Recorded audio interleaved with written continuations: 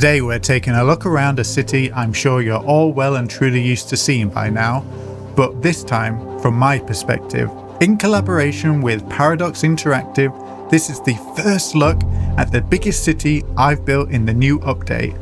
A full exploration of what works and what doesn't, and how to build an epic city in vanilla with no mods. As some of you know, this wasn't the first city I built for this project, and honestly, that probably worked out for the best. This version's in much better shape. So join me as we take a look at how all the new assets fit into a city I built in a week, but have spent well over 150 hours refining. And yes, before you ask, the save will be available on Paradox Mods, so you can explore it for yourself. This is City Skylines 2.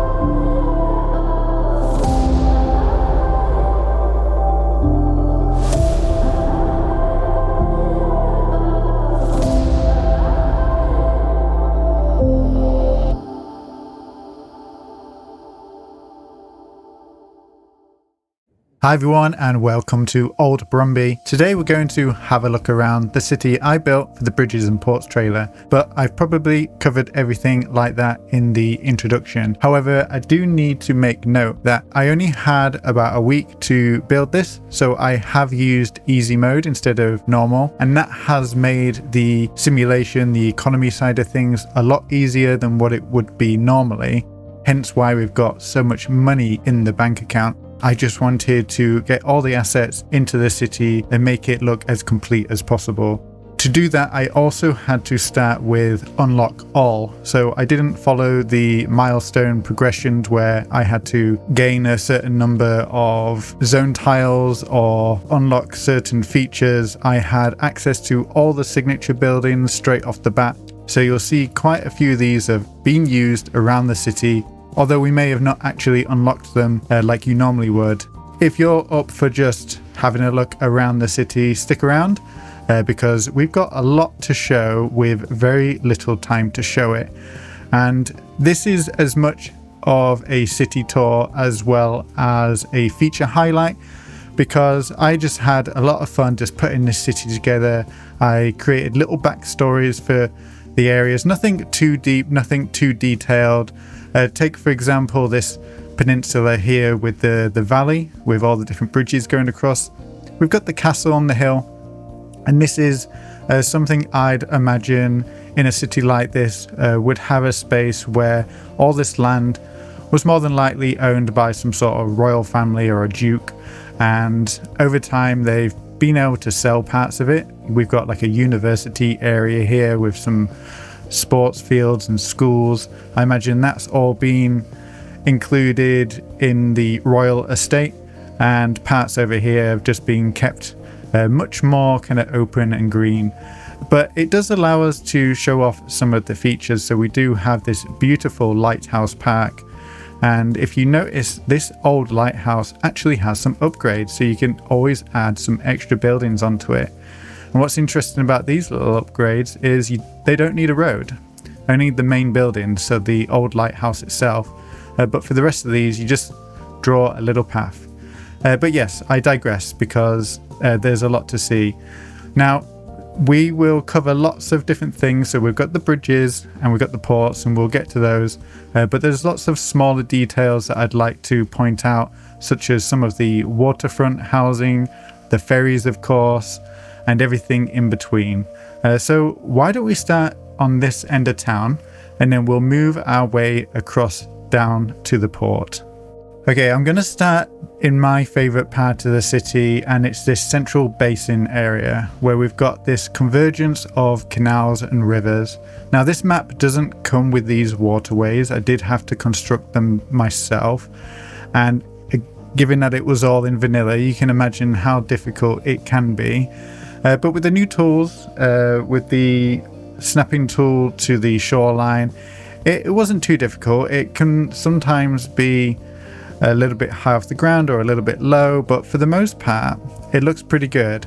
And over here is our central train station. I didn't end up using any train station asset, and just to note, I did have to use the vanilla base game assets and the Bridges and Ports DLC only. I had no access to any of the region packs or any of the other DLC, so we just had to make do with what we were given. But it turned out quite nice. We've got this little bus station, tram turnaround area, and this brings in a lot of people, a lot of activity, and they're all channeled down to this footbridge here. And you can see we've got plenty of people walking over Magnolia Bridge.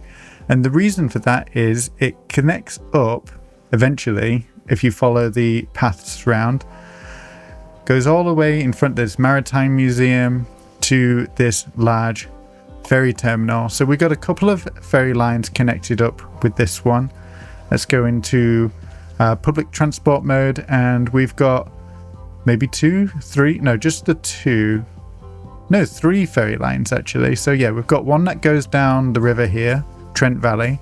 Then we've got one that goes up to the harbour and connects up to the ferry terminal. The one that is the intercity large ferry terminal, and then we've got one that goes up to this top section of the city here. And it has become quite a integral part of my public transport system. And what's great about these little ferries, I have to say, this is one of my favorite modes of transport whenever I'm visiting a new city, is that you get to see the city from a different point of view.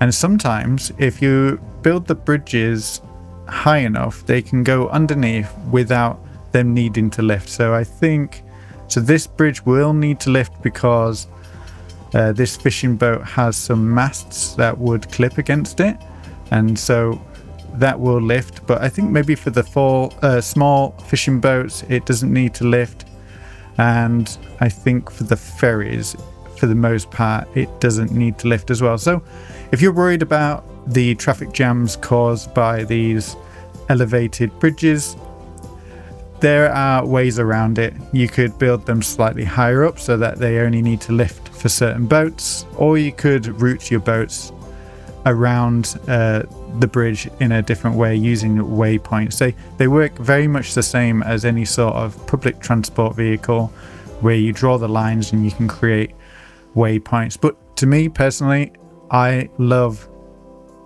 the way these look in the middle of my city, causing congestion. And then when these come down, you can just see a flood of traffic traveling through your city, and in a way it actually helps you work out where the bottlenecks are. So around here we have all these boat props. Yes, they're props. They're not functional, unfortunately. There's no civilian shipping features in this build as far as I'm aware, but it does help with decorating your city and your waterfront areas to make them look a little bit more interesting. And there's only a couple of models. I would have loved if they added a few more, especially of different sizes, but I'm sure we'll get more when the asset editor comes out. There's always those boat fanatics that will bring those to City Skylines when it's ready, and I'm looking forward to it. And for a vanilla build, it makes it look a little bit more interesting. Okay, so yeah, that is the central area where lots of people exchange from ferries, trains, trams. It's a pretty lively area in the middle of our city, and we've got the main business central business district in the north here, where we've got this beautiful skyline. We've got these gorgeous bridges coming over the canal here, we've got a road bridge and we've got a metro bridge, which I think is absolutely stunning. It looks incredible. And then we've got Bridge Valley, and this is where I spammed all the remaining bridges that I'd yet to use. So this is a tram bridge. This is a tram line that goes, I think, in a pretty circular fashion all the way around the edge of the city, kind of connecting up all the neighborhoods. Whereas the ferries act more as a radial, in a radial fashion, and the tram kind of fills in all the gaps in between. And on this side, we've got this lovely suspension bridge, which looks very similar to, I think it's the Clifton Bridge in Bristol, although a little bit smaller, a little bit closer to the ground, because that one is quite high up on a hilltop. And this one's quite nice. It's got nice little walkways on both sides. It would suit, I think, both a dense urban area and a country area. Quite nice. And then we've got another pedestrian bridge here, which I hadn't used originally in the first build, and I think I just used the one that we'd seen near the basin. But I've plopped this in because I think it's nice to have a little bit of variety, and this connects up to our pedestrian path network that connects with our suburban area and our Royal Common. And you may notice we've got slightly chunkier pedestrian paths now. So no vehicles can drive on these. This is just for pedestrians. And it's a nice to have. It doesn't really change the gameplay all that much, but it's a nice to have. And it complements the new keys. So we've got a couple of new keys, such as these extra wide pedestrian keys along here. So you don't need to place roads absolutely everywhere. You can just play around with some of those keys. And then the last stop out here is a little ferry in front of this drawbridge out the back here. And this is quite rural. We don't have that much traffic around here, so the bridge is fairly small. But what's nice about these ferries, again, to complement the new path networks that we've now got access to, is they don't necessarily need a road connection, which is fantastic. If you're building a large park area like this, you could create better connections with ferries without having those pesky vehicles coming around and ruining the scene, especially along this valley here. I imagine that a lot of these paths were originally tow paths, or there just wasn't any access needed at all for vehicles, simply because it was all serviced by boats and ships historically. Anyway, that's the quote-unquote story of the area, and that helps bring tourists and visitors up to this little lighthouse park area, which is lovely. Got a little orchard here which I made with some little trees and little props, and it's quite nice. Got just a few little residential homes out here which I imagine are quite wealthy. They're all poor. I guess they don't really have that much access to jobs out here, but these guys are all rich, which is good. At least they're not wretched, eh? But yeah, this is all connected up through here. Like I said, we've got the little central business district. Nothing too fancy or new around here. Everything you'd expect. Apart from the new parks. Yes, we've got several new parks with animations. So this is the small Ferris wheel. Lovely little colourful thing. And you can extend it out using some props, some surfaces.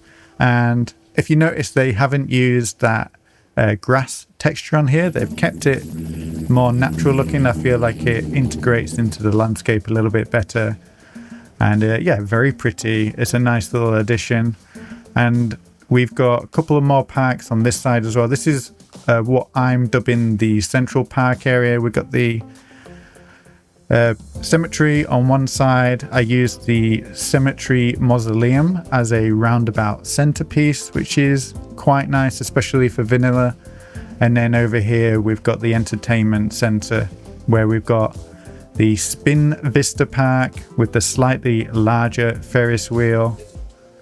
Very, very pretty. Got a little carousel.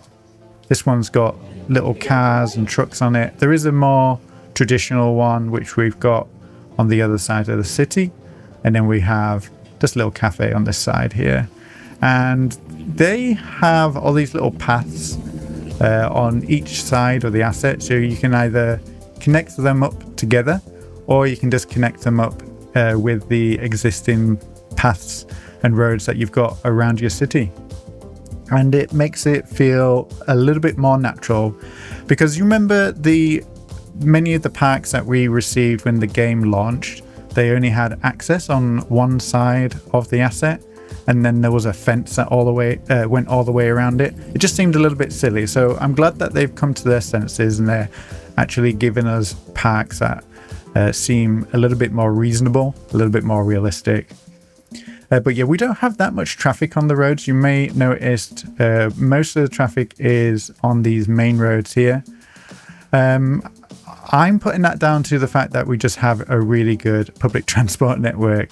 But also we are in vanilla, and the usual vanilla mechanics are in play. So there are only a limited number of animated agents that move around the city at one time, and that's a performance-based feature. And there are mods to change that, and I do use those in my modded build. And so if it's a little bit quieter in some parts of the city, that kind of explains it. It's just the way the game is built. But to say that it's limited, I would say that we do get quite heavy traffic jams, especially heading to the port. We are seeing a lot of traffic coming down to the port, which is fantastic. And I personally opted to not use a highway connection to the port, and that was purposely to encourage more traffic, a little bit more life going through the center of the city. However, that does come with disadvantages because you start to get backups, and I did have quite a lot of traffic jams through the city early on in my build, and there was many attempts to fix it. And over time, as the city has become a little bit more balanced and we've got more spread of industry and commercial and residents, it's kind of settled down quite a lot. So we shouldn't really see any issues like that today. And what's great about ports, so we'll move on to ports since we are here, is they have multiple entrances or multiple quantities of lanes entering into the area now, which is fantastic. If you remember with the vanilla port asset and the cargo terminal, sometimes everybody just chooses one entrance. I think there's like 2 or 3 on each one, but typically people just all queue up at one entrance and it causes crazy backups. But now you have the choice of placing down 3 different sized entrance gates. I opted for the large since I'd already had everything unlocked.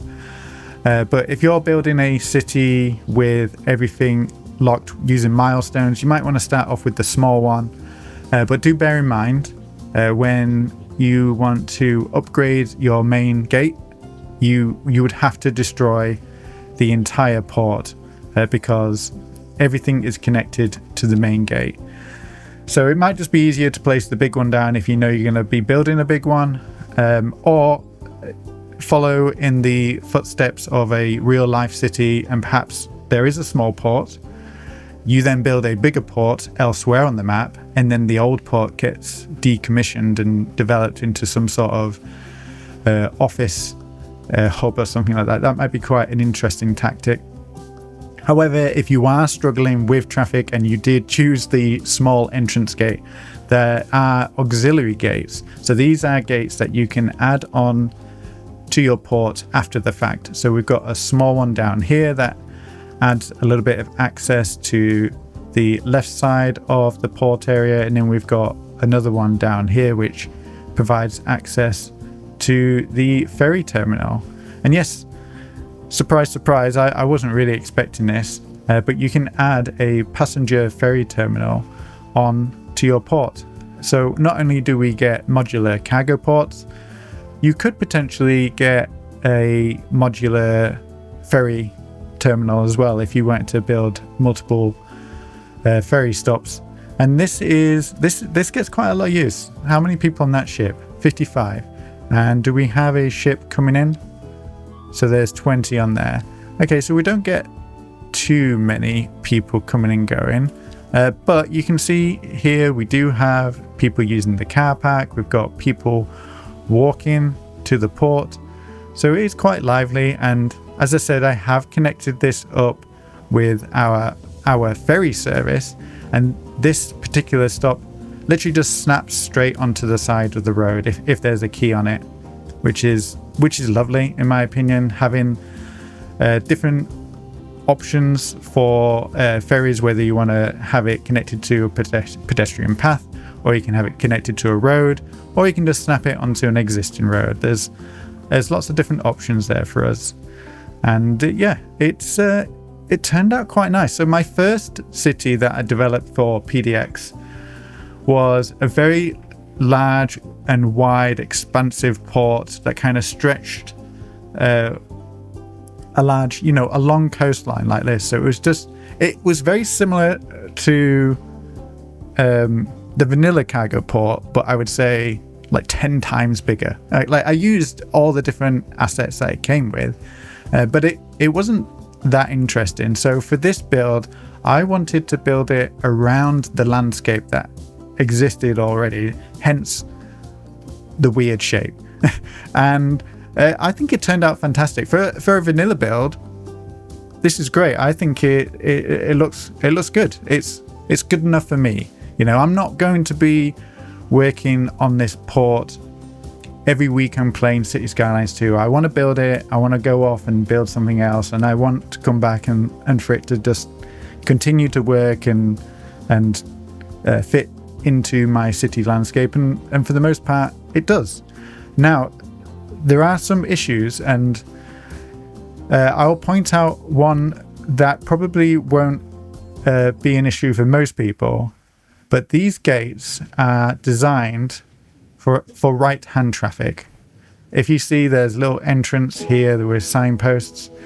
So if you're playing in a left-handed city or left-handed drive city like me, the vehicles do drive through the gate on the wrong side, which is a shame. I think it would have been nice if they'd spent a little bit more time and provided alternative assets, especially for left-hand drive cities. However, it doesn't stop the enjoyment or the function of the city, or the port I should say. So I wouldn't get too hung up on it. It's something that you're only really going to notice if you zoom in like that. But again, it's an oversight. I think could have been remedied from an early point. Anyway, I purposely didn't detail the port too much. Not that you can in vanilla, but I did go ahead and I filled in all the gaps with my own surfaces. So these are concrete surfaces that you can get out of the landscaping menu, some decals, some props, just to fill in the gaps. And that leads us into the central harbour area. So this is full of life. We've got the fishing industry at the top there. We've got this signature building here. So this is a seafarer's shipyard. This is one that you can unlock if you're playing in regular mode. And this will provide some jobs. It will manufacture vehicles, and it just looks really nice. Something a little bit different on the edge of your shoreline. And this is connected to our little industrial hub over here. We've got these little inland shipping container places. So these can just be placed independently to the port, and they will just act as warehouses. So these are pretty good for industrial areas where you need to provide better access to local resources if there's a lot of manufacturing nearby. I'm seeing that we've got quite a big deficit of a lot of goods through here, but do consider that this city was built in an early version of the game. So take it with a pinch of salt. Some of the mechanics may not be working as intended as it's rebalancing with the latest version of the game. Inland Fish Farm, this looks crazy.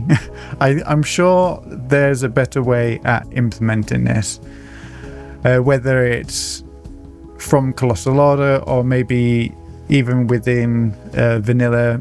There's probably ways of making this look a little bit better than just drawing a big square. I guess I wasn't feeling that creative on the day. But if you're placing down these fishing areas, don't forget there are upgrades. Now, I think this is new, right? I don't remember there being any other industrial areas that you draw where you can add upgrades. Maybe I'm wrong, but yes, I've got a few of these warehouses over here, and that adds some extra storage, so you could hold a little bit more fish in your city. It's nice. It's a nice little addition, and I'm sure for regular players it will be a nice little mechanic to add, especially if you're in a landlocked build and you want to provide more fish to the city. On this side, we have our oil port. So you draw this out. This is a network, and if you draw it long enough, you'll get these little ship connection points. So the ship will come in, do a crazy drift, and then they'll drop off some crude oil, and then this is where it will store all the crude oil. So you have these fish farms, tank farms that you can place down, and you've got the freedom to place them within this radius. And if you're clever with it, you can create some really nice looking layouts. You could have some of the roads intersecting in between, make it feel like these are separate businesses on the opposite side of the road, add a few offices and car parks in between, and it doesn't look too bad in my opinion. I think it's a nice addition to the game. It's not game changing. It provides another point at which people can gather resources, so it spreads the burden of cargo, so not everybody is just rushing to the port or the train terminal. They can come here when they need crude oil, and we've got a couple of crude oil ports. So we've got this one here. This one's connected up to those deep sea oil drilling facilities, whereas this one doesn't have any shipping connection. What we've used instead is an oil pipe. So you see this little pink pipe that goes out to these little oil platforms, and they'll just drill it straight out the ground, pump it out the ground, and then send it through the pipe. And they're pretty good because these seaways can get super congested with shipping traffic, and I've tried to upgrade some of these sections with wider shipping lanes to provide better access.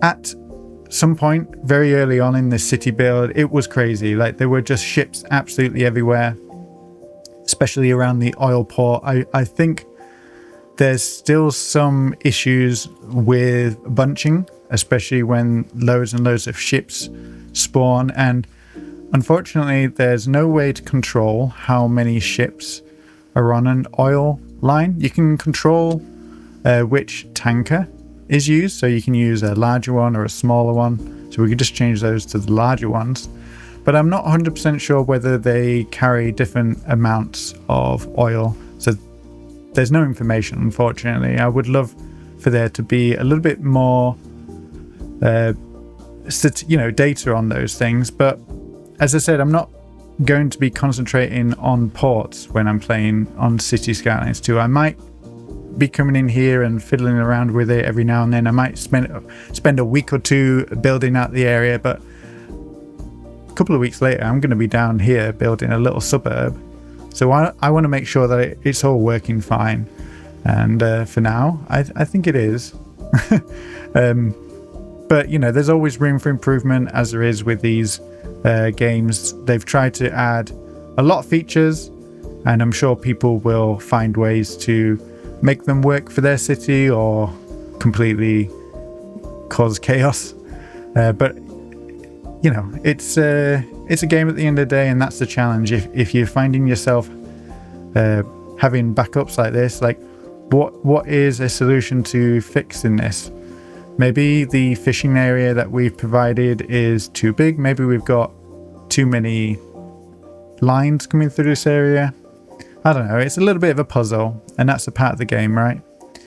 And that moves us on nicely to our little fishing area. And this is a little bit of a chaotic build. Intentionally, I wanted this to be what was the city's first major industry. And fishing has been around for centuries. So the way these buildings are put in here is a little bit sporadic on purpose. And I used surfaces to fill them in. I've got these little props here. You get a whole bunch of new props to place down. Is it perfect? No. Is it a little bit dysfunctional? Maybe, but it looks nice. And we don't have any crazy traffic coming through here. It's all on the main road out the front.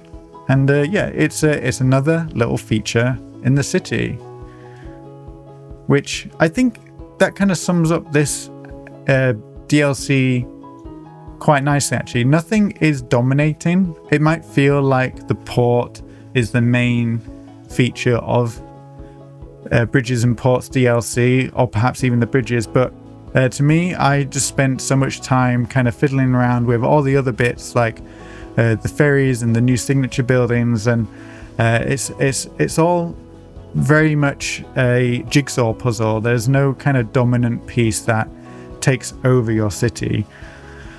Well, that is at least how I played it anyway. And the cities come out quite nicely.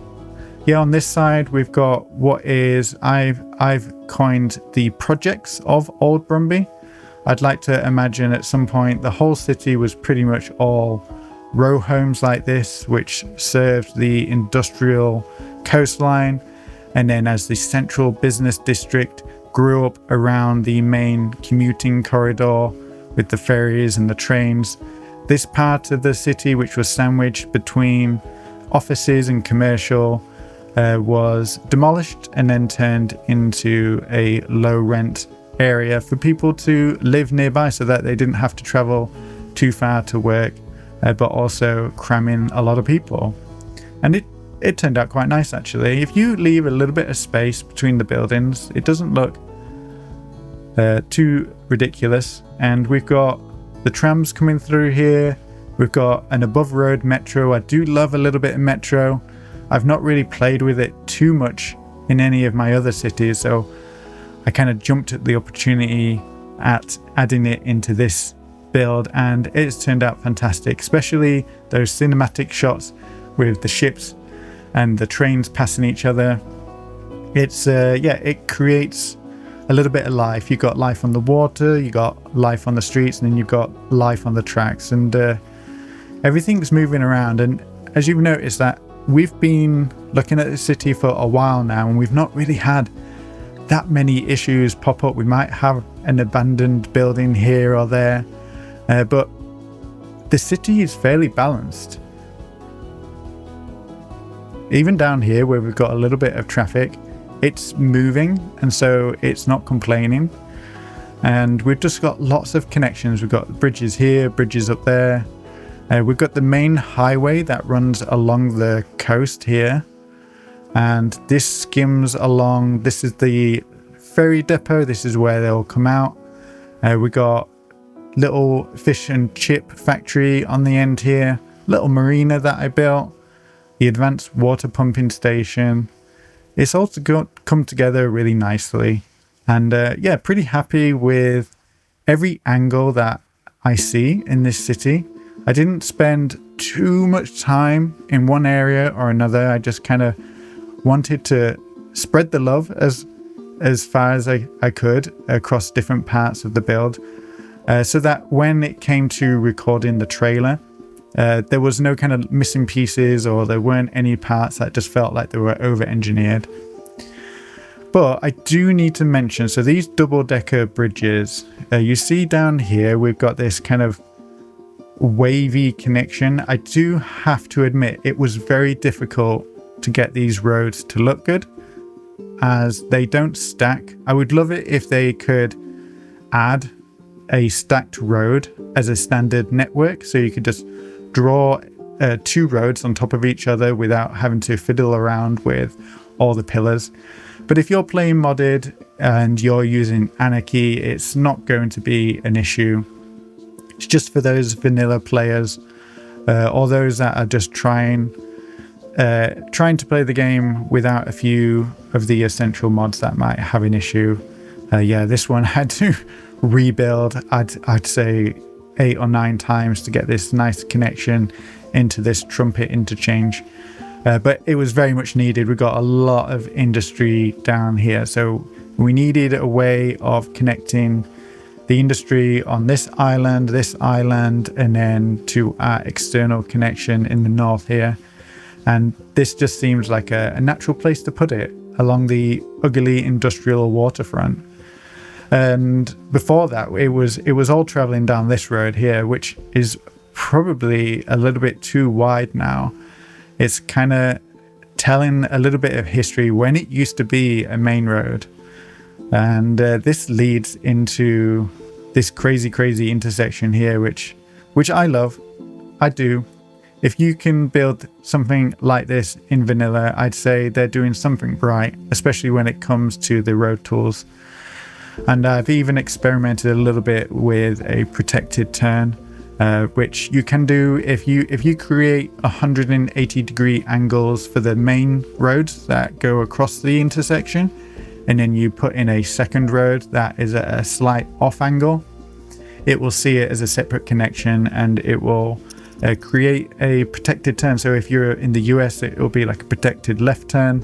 In this case, it's a protected right turn. This isn't a new feature in City Skylines 2. This has been here forever, but it's nice to see that it still works in the latest version of the build, and it suits our little box pack commercial area. We've got the big supermarket on this side. We've got the petrol station over here. Oh yeah, these are some of the new waterfront assets. And to me, they kind of look like those old American strip malls. Yeah, they might fit like a Californian or a Texan aesthetic. The European ones, I think I've got some European ones over here. Yeah, so there's a little bit of a high street in this neighborhood. And yeah, so the European ones are a little bit more Mediterranean. They definitely complement the beach asset pack that came out last year, with these little dining areas on top. And there's a whole bunch of new assets that came with that zoning category. And it's a nice addition. I wouldn't say it's a game changer. It's a nice addition to sprinkle that in along with some of the vanilla assets. And yeah, I think we're getting to the point now where we've got so many new assets and new zoning types on top of the region packs. You can have a lot of fun playing around with a city that doesn't have too many duplicative elements. It's all about being strategic with how you zone, how big the lots are, the way the roads are all kind of connected together. I'm very particular with creating gridded areas so that, especially in vanilla, every little bit of space is filled up with maybe an asset or a park or some sort of business, just to make it feel a lot more dense. And not to say that I don't like the bendy curvy roads, I surely do, but they are more reserved for some of these rural areas, or for some of the main roads, the main arteries that run through the city. And one way to have a look at the arteries is to head into the traffic overview. And my favorite view is the traffic volume. And everywhere that's purple is pretty much considered a main road. So if you're struggling with traffic, or if you want to kind of have a look at the fluidity of the way your city works, pay attention to these purple roads. make sure that they're connected to other purple roads and that those connection points are efficient and clean, easy to navigate. And you'll be able to create a city with very few traffic issues. You can see here it's almost like a spider web. We've got roads intersecting up the X and Y axes, and then we've got roads going around. And it turned out pretty good. The only thing that I'd say we're having an issue with now, perhaps education. We may be running a little bit low on elementary school places. So if you're thinking of jumping into this build and you want to expand on it further, perhaps you want to consider building a new neighborhood at the top end of the city here. Be sure to add some more school places. But before you do that, I think there needs to be some more offices and industry zoned. Let's have a look. Yeah, our unemployment is pretty poor, 26.5. And I'm curious, I should take a look at an earlier version of the build. I think that something changed in the underlying mechanics, because I swear I was keeping unemployment low, but it's been a while since I've been in here, so perhaps something changed and there's either more people moving in or there's less jobs available, or maybe some of these residential buildings which are now level 5, they're just allowing so many more people to live in a small space that we've not been able to provide enough for them. But for the most part, everything seems to be working well. I'm pretty happy with the way that the city has come together. As I said, this will be on Paradox Mods. It's going to be uploaded via the official City Skylines II account, and that will be on release day. I'd love for you to share any screenshots either on Reddit, on Discord. Just tag me and I'll happily take a look if you find something interesting. If you've got any more questions, if you want to grill me on a particular feature or a new asset that's in the game, I am free to speak about all of this now. There's no embargo, and I look forward to seeing what you build with this new DLC too. Anyway, as always, take care and goodbye.